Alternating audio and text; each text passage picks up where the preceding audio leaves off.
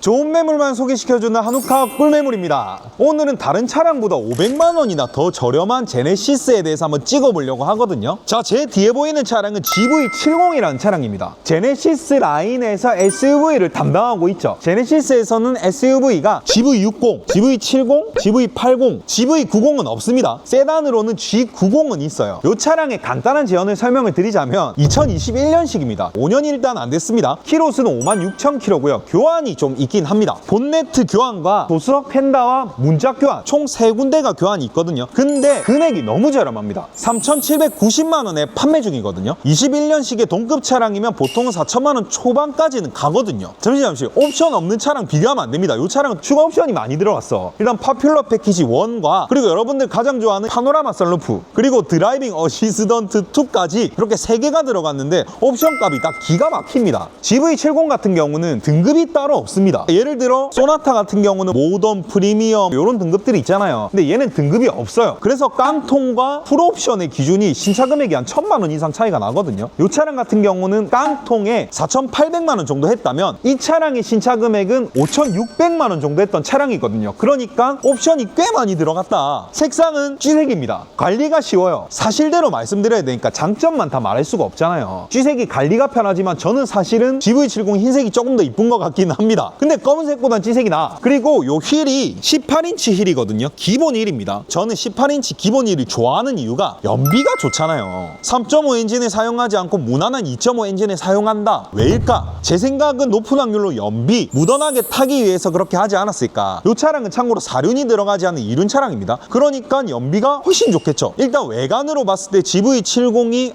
이 차량 뭔가 좀 이쁘다라고 생각하는 게 보통은 스포츠 패키지가 들어간 거예요. 한 400만원 또 나는 옵션이라고 보면 되는데 사실은 어떤 차이냐면 이 친구가 조금 더 날렵해. 그리고 머플러가 뒤에 동그랗게 이쁘게 돼 있는데 사실 저는 필요 없다고 생각합니다. 그렇게 금액을 많이 추가를 해서 이 친구의 신차 금액이 6천만원이 넘어간다? 그럴 바에 수입차 사는 게 맞잖아요. 조선의 마칸이라고 불리는데 진짜 조금씩 더 보태가지고 나중에 마칸 금액으로 가면 조선의 마칸 타지 말고 그냥 포르쉐 마칸 타십시오. 그리고 저희 실내는 블랙입니다. 또 무난합니다. 그러니까 이 차의 컨셉은 무난 플러스 무난인데 좋은 옵션이 많이 들어가 있다 정도로 보면 될 것 같아요. 보통 이제 GV70을 탈 때 좀 화려하게 흰색에 빨간 시트, 레드 시트, 저 영어 잘합니다. 흰색에 베이지, 브라운 이런 시트를 많이 넣는데 사실 저는 요즘에 타면서 느낀 게 그냥 블랙 시트가 최고입니다. 때가 잘 안 타. 또 시트 옵션이 보통 한 200만원 정도 하거든요. GV70 같은 경우는 선택을 해주셔야 돼요. 나는 조금 안전 옵션과 편안한 주행을 하고 싶다. 그럼 이렇게 퍼퓰러 패키지, 드라이빙 어시스턴트, 조금 뭐 하늘도 보고 싶다 이런 파노라마 썬루프를 넣으면 되는데 나는 좀 디자인이 이쁘다. 그러면 스포츠 패키지에 레드 시트 넣으면 돼. 그러면 금액이 거의 비슷합니다. 일단 퍼퓰러 패키지가 가장 좋은 게 뭐냐면